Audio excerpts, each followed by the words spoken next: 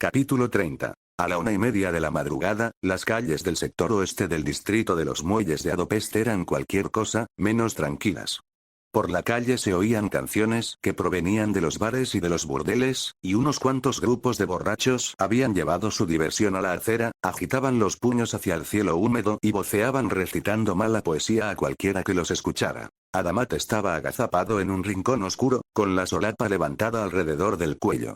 Llevaba una levita negra larga y ajustada al cuerpo y un sombrero muy calado para proteger su rostro tanto de la lluvia como de la luz. Sue Smith esperaba en otro rincón. Sorprendentemente, el enorme boxeador resultaba invisible en un espacio de oscuridad mucho más pequeño que su corpachón. Adamat mantuvo la mirada alerta y el bastón a mano, por si necesitaba clavar alguno de los dos en cualquiera que estuviese lo suficientemente sobrio para reparar en su presencia. El burdel de la acera de enfrente era bastante silencioso en comparación con los demás. Su clientela era más acaudalada que la de la mayoría y su apariencia exterior era la de una carnicería. Se llamaba el mercado de Molly, y solo aceptaba clientes nuevos por recomendación. Varios hombres de considerable tamaño, de puños grandes y cerebros pequeños, se apiñaban debajo de un toldo que había cerca de la puerta. Eran guardaespaldas y gorilas, murmurando por lo bajo entre ellos mientras luchaban por resguardarse del frío. Algunos habían visto a Adamat y le lanzaban miradas siniestras, pero ninguno se había acercado aún para hablar con él. La puerta del burdel se abrió y le permitió ver brevemente muebles caros y encaje negro. Ricard Tunglar se detuvo en la entrada y le dio unas monedas al hombre que le sostenía la puerta, luego salió a la lluvia. Ricard caminaba con el paso de un hombre que había bebido mucho pero que conocía sus límites. Saludó con un gesto al grupo de guardaespaldas. Dos de ellos se separaron de los demás y se colocaron a su lado. Uno le ofreció una sombrilla, pero él la rechazó con un gesto. Adamat esperó a que Ricard estuviera cerca antes de salir de las sombras. Se echó el sombrero hacia atrás para que el otro lo reconociera bajo la tenue luz de las farolas. Los guardaespaldas de Ricard avanzaron hacia él con la mano en los cuchillos y los gorilas del burdel observaron con cautela. Se recomendaba no robar en los alrededores del mercado de Molly. Diles a tus muchachos que retrocedan, dijo Adamat. Solo quiero hablar. Ricard levantó una mano en dirección a sus guardias y se llevó la otra al corazón. Adamat, por Cresimir, me has asustado. ¿Qué sucede? Adamat le hizo un gesto con la cabeza y se alejó algunos pasos de los guardias. Ricard lo siguió. Sabes que puedes venir a mi despacho en cualquier momento. Mi puerta está siempre abierta. Ricard no llevaba sombrero, levantó una mano para protegerse los ojos de la lluvia. Tengo una advertencia para ti, le respondió Adamat. Como un viejo amigo, Ricard nunca se había tomado bien las amenazas, fueran reales o implícitas, por lo que Adamat le apoyó una mano en el hombro para tranquilizarlo. Hay circunstancias que me están obligando a considerarte el primer sospechoso de ser el traidor de Tamas. La boca de Ricard se volvió una línea rígida, pero él se mantuvo en silencio. Esa era la jugada arriesgada. Si Ricard era realmente el traidor, ordenaría a sus matones que lo atacaran. Necesitas poner tu casa en orden, Ricard. Se está haciendo venir a espías queseños por el mar. También guardianes. Tamas no está contento. Creo que se mantendrá apartado por el momento porque necesita desesperadamente tus barcos para llevar a sus hombres a las puertas. ¿Qué tiene que ver eso conmigo? Dijo Ricard. Su tono era calmo, pero denotaba algo de ira. Adamat le apoyó un dedo en el pecho para hacer énfasis. Los muelles son tu territorio, amigo mío. Tamas sabe lo que sucede allí, y si se siente amenazado, pondrá fin a todo. Al comercio con Novi Unice, y a todas tus fábricas. Ricard abrió unos ojos como platos. No puede. Eso destrozaría a Adopest, y el sindicato se alzaría en armas. Quizá no le quede otra, si piensa que tiene enemigos allí. Ricard pareció considerarlo por un momento. ¿Quién más sabe que estás aquí? A Adamat el corazón le dio un vuelco. Apretó la mano que sostenía el bastón, reacio a ser abatido sin dar pelea. Si tenía suerte, podría rechazar a los tres hasta que Sue Smith pudiera cruzar la calle. Nadie, respondió Adamat. ¿Nadie te ha enviado? He venido por mi cuenta. Ricard lo miró un momento sopesando la situación, como si estuviera decidiendo dónde clavar el cuchillo. Adamat pensó en llamar a Sue Smith. Gracias, dijo Ricard. Si tú mismo has llegado a estas conclusiones, es cierto que tendría que poner algo de orden.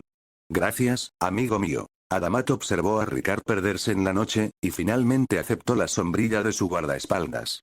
Su caminar era más sobrio, más rápido, como si ahora tuviera que ir a algún lado. Smith se acercó a él en silencio. ¿Ha aceptado tu advertencia? Preguntó Smith. No lo sé. No ha tratado de matarme, así que eso es un comienzo. Pero quizás ha entendido lo que yo estaba haciendo. No es un idiota. Veremos qué hace a continuación. ¿Y ahora qué? Tengo otros sospechosos. Aún tengo que ver al archidiocel, al propietario y a Prime Lector. Smith le frunció el ceño. ¿El propietario? No podrás llegar a él. Ya pensaré en algo. Adamak trató de aparentar seguridad en sí mismo. Supongo que eso significa que sigue el archidiocel. Smith hizo la señal de la cuerda. No me gusta eso. Rara vez se habían pronunciado palabras más sabias. Sabe que iré a verlo. Tengo una cita con él mañana por la mañana. En la entrada principal de la mansión del archidiocel había un sacerdote joven de aspecto nervioso observando la llegada del carruaje de Adamat con un aire expectante. La casa en sí era una extensa villa. Tenía solo una planta, pero su superficie competía con la del Palacio del Horizonte. El estilo arquitectónico era burlo del lejano oeste, con unas agujas blancas que acentuaban una fachada de mármol. Tenía ventanas en forma de cebolla, con cortinas de satén. A un lado del largo camino de adoquines se extendían los viñedos. Al otro, había mozos de cuadra entrenando caballos de carrera en una pista. Se decía que el archidiocel era un hombre más abocado a los placeres que a Cresimir, reflexionó Adamat mientras se bajaba del carruaje y estiraba las piernas. Pero hoy en día no era eso lo normal para la iglesia. Sí, había sacerdotes genuinos, hombres que amaban a Cresimir y a sus semejantes y que trabajaban por la paz y la hermandad. Pero los Charlemundis eran mucho más frecuentes. Su amor por las mujeres, el oro y el poder ardía en ellos como una fiebre. El joven sacerdote se acercó a Adamat con paso rápido. Llevaba una sotana blanca que le llegaba a los tobillos y calzaba sandalias. La vestimenta de un monje pobre, a pesar de la evidente opulencia de aquel lugar. Yo soy Simone, dijo el sacerdote. Se miró los pies con las manos entrelazadas delante, como si estuviera rezando. ¿Servís al archidiocel? Preguntó Adamat. Tengo el placer de servir a Cresimir, señor, respondió Simone, atendiendo las necesidades de su honrado servidor Charlemund, archidiocel de Adro. Tengo una cita con el archidiocel. ¿Debemos esperar dentro? Señaló la puerta de entrada con el bastón. Ah, no, señor, dijo Simone. Se retorció las manos como si estuviera escurriendo ropa. En este momento hay demasiada gente en la casa. Han venido todos los parientes de su eminencia a celebrar las festividades del día de San Adón.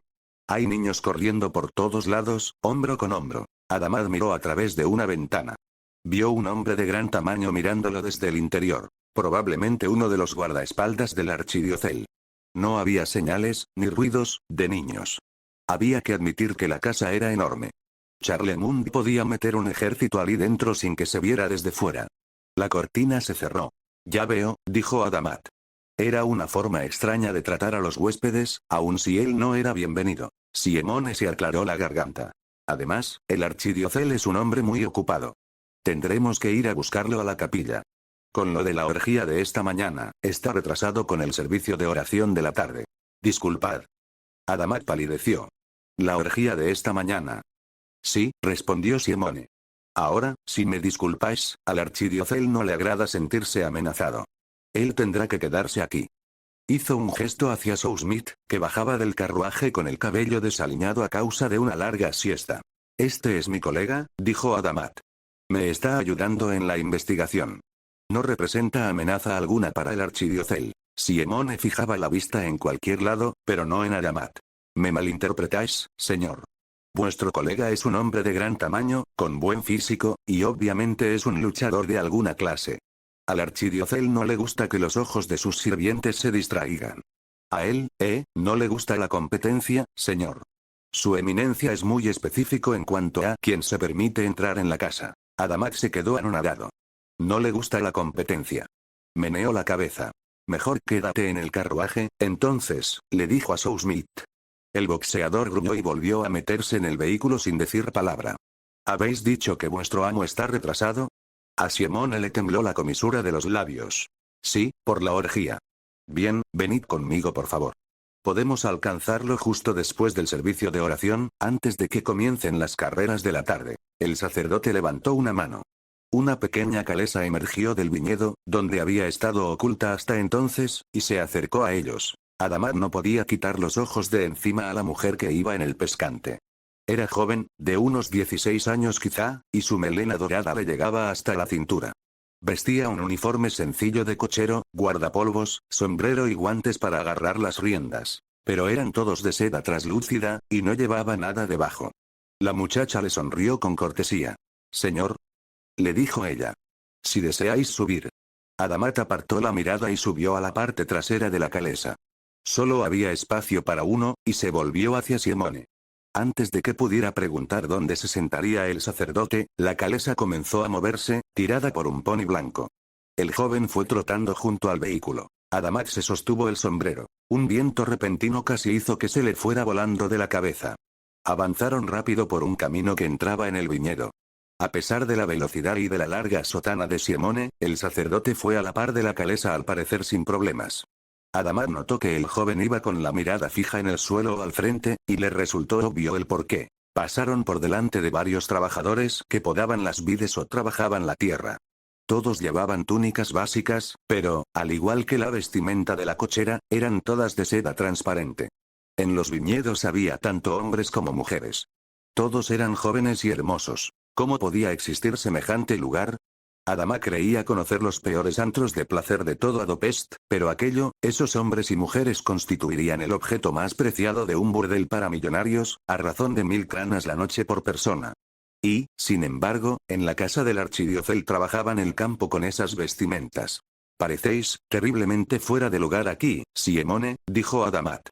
Demasiado tarde se dio cuenta de cómo debía de haber sonado eso, y se encogió. «No es que no seáis un joven atractivo», no tardó en agregar. Una sonrisa cruzó los labios de Siemone, pero no levantó la mirada. «Entiendo lo que queréis decir, señor. Esta es mi penitencia. Si trabajo como auxiliar del archidiocel solo durante un año más, se aprobará mi solicitud para una licencia de matrimonio».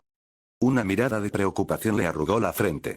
«Si es que ella aún me quiere, por supuesto». La iglesia Cresin permitía casarse a las órdenes más bajas del sacerdocio, y solo se les exigía que permanecieran célibes si deseaban ganar más poder dentro de la iglesia. Incluso aquellos que se casaban a menudo tenían que pagar algún tipo de penitencia. Charlemont era un hombre cruel al exigírselo a un sacerdote. «Decidme», le dijo Adamat, «¿este lugar siempre ha sido así?»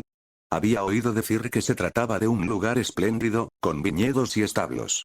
No sabía que era tan singular. Había oído los rumores, por supuesto. Todo el mundo los había oído. Pero él nunca los había creído. Un burdel en una de las dependencias, quizá, o unas pocas mujeres hermosas a entera disposición del archidiocel. Aquello iba más allá de toda depravación. «Sí, señor», dijo Siemone. «No es nada nuevo. El archidiocel tiene una política.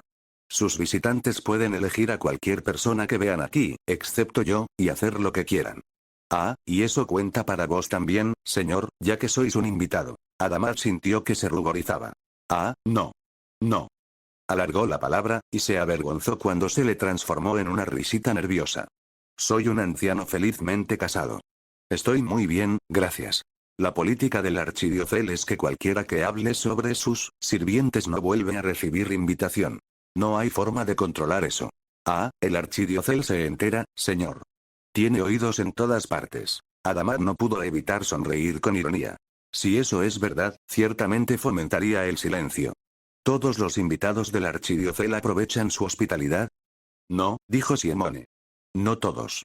Pero los que no lo hacen suelen ser del tipo de persona con el gusto suficiente para no hablar de lo que ve. O con la vergüenza», notó Adamat. Nadie hablaba porque no querían quedar implicados en ninguna clase de fechoría sórdida que pudiera cometerse en aquella villa. Era el mismo motivo por el que un caballero nunca hablaba del burdel que frecuentaba. Se quitó el sombrero para rascarse la cabeza, y con un tono de voz apagado le dijo al joven: «Entonces, vos básicamente estáis trabajando en el mayor burdel de todo Adro, ¿qué digo, de los 9 reinos, para poder un día casaros con vuestra amada y seguir siendo un hombre de la cuerda?» Siemone lanzó una risita nerviosa. «Los caminos de Cresimir son inescrutables, señor». A Adamat se le revolvió un poco el estómago. «Creo que eso tiene más que ver con el sentido del humor del archidiocel que con Dios», murmuró. La calesa salió de los viñedos y cruzó un pequeño espacio abierto en dirección a una capilla. La capilla en sí era bastante simple, construida con bloques de piedra caliza y no más grande que una casa mediana. Tenía una altura equivalente a unos 2 pisos, un tejado muy inclinado y un balcón justo por encima de la puerta principal. Había una cuerda con trenzados dorados colgando del balcón. Adamat se sintió aliviado al ver que aquella zona estaba libre de sirvientes del archidiocel. Adamat se bajó de la calesa y se la quedó mirando mientras doblaba la esquina de la capilla. Luego se acercó a la puerta. Extendió una mano y en ese momento Simone le tocó el hombro. Por favor, señor, terminarán la oración dentro de un momento. Adamat suspiró. ¿He estado a punto de meterme en una orgía? Por un instante pareció que Simone iba a echarse a reír, pero solo meneó la cabeza. No, es el servicio de oración de la tarde.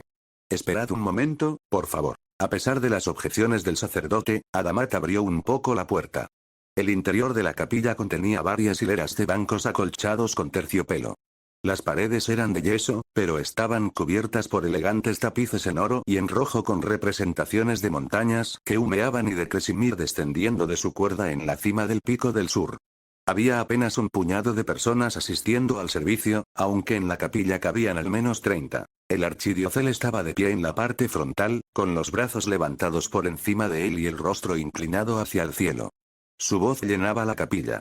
Y, Señor Kresimir, Todopoderoso, protégenos de los injustos y de los malvados, y líbranos del mal para que seamos recibidos en tu seno.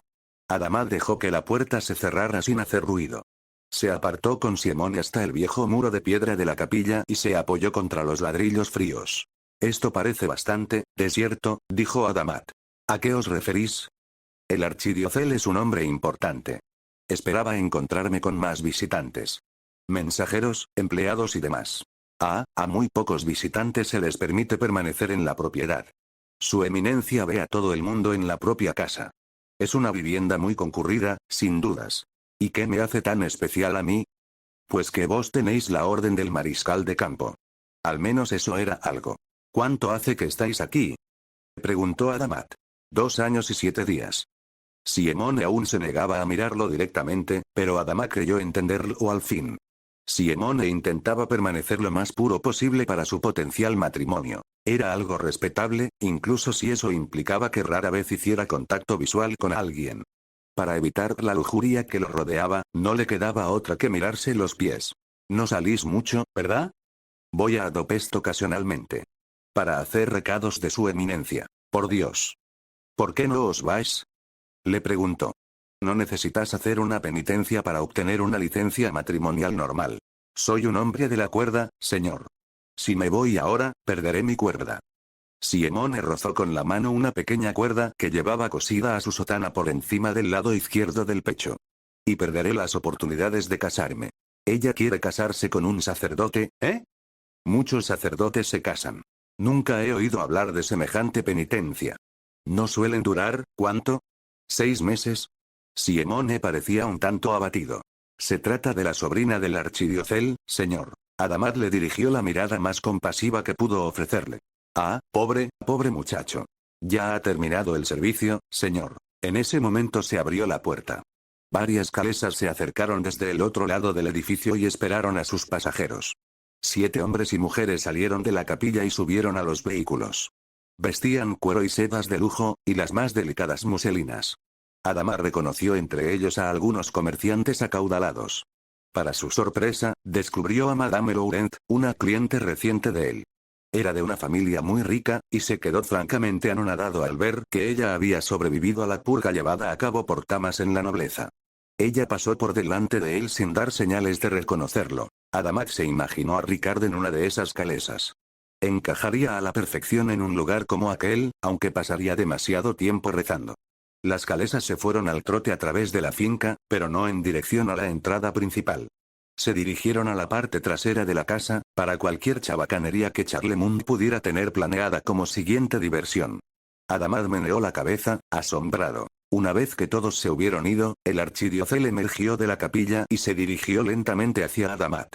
Buenas tardes, dijo Adamat. Charlemont ignoró el saludo. Simone se apresuró a cerrar con llave las puertas de la capilla y luego se volvió para recibir la sotana de oficio del archidiocel.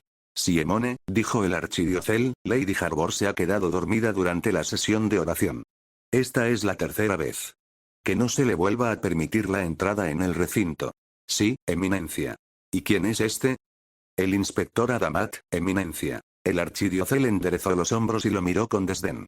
El sabueso de Tamas. Cierto. ¿Qué está haciendo aquí? Adamat miró al archidiocel de arriba a abajo. Charlemont era un hombre imponente. A él le sacaba una cabeza. Antes de convertirse en un hombre de la cuerda, había sido el campeón de esgrima de todo Adro. Aún se movía con suficiente gracia, con pasos largos y decididos, y sus largos brazos le daban un mayor alcance que el que tenían otros hombres. Adamat aún recordaba cuando Charlemont se hizo sacerdote y luego, al día siguiente, fue nombrado archidiocel de Adro. Había sido todo un escándalo, del que después se habló durante años. A pesar de todo, su nombramiento nunca fue revocado. Charlemont tenía amigos poderosos. También tenía 2 moratones enormes en el rostro, cubiertos lo mejor posible con una capa de polvos blancos. Eminencia, dijo Adamat inclinando la cabeza, espero que os encontréis mejor después de la caída de la semana pasada. Yo estaba presente. Un accidente terrible. Charlemont resopló. Terminemos con esto. ¿Qué estáis haciendo aquí? Se ofuscaba con facilidad, evidentemente. Adamat sintió otra punzada de pena por Simone. He venido a preguntaros acerca del intento de asesinato contra el mariscal de campo Tamas, el mes pasado. ¿Eso? ¿No se ha aclarado todavía? Va. Las carreras van a comenzar pronto, así que daos prisa con vuestras preguntas. Adamat se mordió la lengua. Aunque el otro fuera un archidiocel, debían respetarse las buenas costumbres. Eminencia, le dijo con un tono de voz gentil, estoy llevando a cabo una investigación por traición, no una encuesta sobre vuestra ramera favorita. Ahora, por favor, tengo algunas preguntas que haceros. Simone estaba detrás del archidiocel, sosteniéndole la sotana. Los ojos del pobre sacerdote parecían estar a punto de saltar de sus cuencas. Fijó la vista en algún punto lejano y meneó la cabeza con violencia. El archidiocel volvió a mirar a Adamat. Vos sois probablemente el hombre más poderoso de la Junta de Tamas, dijo Adamat, quizás incluido el propio mariscal de campo. Contáis con el apoyo de toda la Iglesia Kresim, una institución que eclipsa a los mercenarios de Lady Winceslav, al sindicato de Ricard Tunglar y a los elementos criminales del propietario en tamaño, riqueza y poder. Lo que me da motivos para pensar que, si quisierais ver muerto a Tamas, no hay duda de que él estaría muerto. Lo único que me hace dudar a la hora de borrar vuestro nombre de mi lista es que, por mucho que lo intente, no puedo descubrir por qué apoyasteis el golpe de Estado. No tenéis motivos ni para apoyar a Tamas ni para quererlo muerto, que yo pueda descubrir. ¿Qué autoridad tenéis vos para cuestionarme? Preguntó fríamente el archidiocel. Adamat extrajo la nota de su bolsillo y se la tendió al archidiocel. Simone se adelantó y la cogió farfullando una disculpa. Se aclaró la garganta y la leyó en voz alta. El archidiocel echó la cabeza hacia atrás y lanzó una carcajada. ¿Colaborar con vos? ¿Responder a vuestras preguntas? ¿Qué me importa que Tamas sospeche de mí? ¿Qué puede hacer? Me necesita en esta guerra. Me necesita para evitar que la Iglesia se inmiscuya. Simone le devolvió la nota a Adamat. Él la dobló y se la volvió a meter en el bolsillo.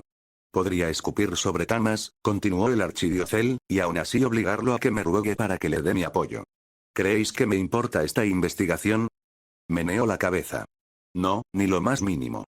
Pero en algo tenéis razón. Si yo quisiera muerto a Tamas, en este momento él estaría en una fosa común. Pronto Tamas tendrá que enfrentarse a un poder superior por las cosas que hizo. No necesito involucrarme. ¿Un poder superior? A Adamat le entraron ganas de reírse. Charlemont no era exactamente un sacerdote modelo. Respiró hondo y se inclinó hacia adelante, sobre su bastón, mirando al archidiocel directo a los ojos. Sabía que tendría que pagar por esa persistencia. ¿Por qué es de vuestro interés apoyar a Tamas? El archidiocel le devolvió la mirada. Parecía observar a Adamat como se observa a un ratón que se niega a salir de la despensa, pero que es demasiado patético para aplastarlo con el pie. La Iglesia consideró que era necesario destituir a Manouch. La monarquía de Adro se había desvinculado demasiado del pueblo. Adamat se tragó un comentario sobre un hombre sagrado administrando un burdel en su propia casa. ¿La Iglesia aún apoya a Tamas? Esa es una pregunta que puede hacerme el propio Tamas, no su perro. Ahora bien, si realmente queréis llegar a algún lado con vuestra investigación, deberíais interrogar a Ricard Tunglar, o quizás a Ondraus el tesorero. Ninguno de ellos es de fiar, no deberían estar en la junta de Tamas. ¿Por qué? Preguntó Adamat en voz baja. Ninguno de ellos trabaja por el bien de Adro. Ricard es un blasfemo, se oculta de la justicia detrás de sus pecaminosos sindicatos. Acepta sobornos de cualquier sector. Disculpad, ¿cómo sabéis eso? Charlemont tartamudeó por la interrupción. Torció los labios en una mueca. No me interrumpáis. Os ruego que me perdonéis. Ha aceptado sobornos de queseños, de criminales, de bandas. Es un hombre corrupto, malvado, y no goza del amor de Cresimir. ¿Cómo sabéis que ha aceptado sobornos de Kez? La iglesia tiene sus fuentes. No me cuestionéis. ¿Y Ondraus?